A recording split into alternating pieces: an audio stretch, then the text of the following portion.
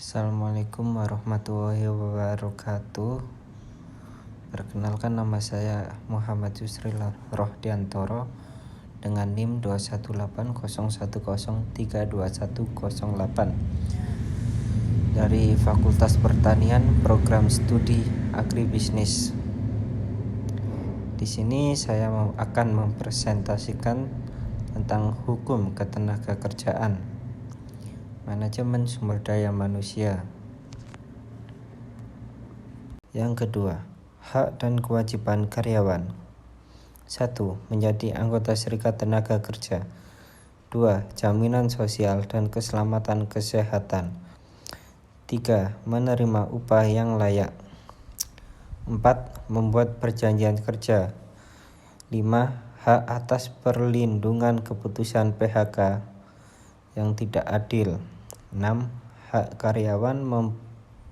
karyawan perempuan seperti PMS atau cuti hamil. 7. Pembatasan waktu kerja, istirahat, cuti, dan libur.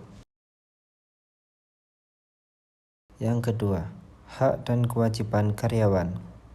1. Menjadi anggota Serikat Tenaga Kerja.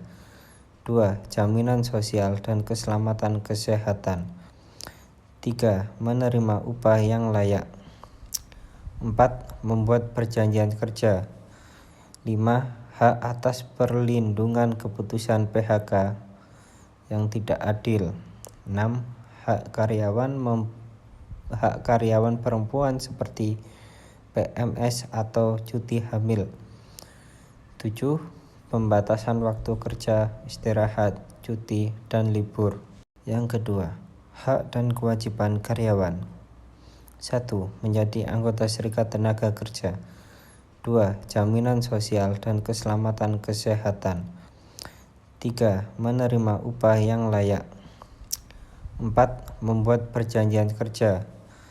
5. Hak atas perlindungan keputusan PHK yang tidak adil. 6. Hak karyawan perempuan. Kemudian sistem upah. Yang pertama, upah per jam sesuai pasal 16. Penetapan upah per jam hanya dapat diperuntukkan bagi pekerja atau buruh yang bekerja secara paruh waktu.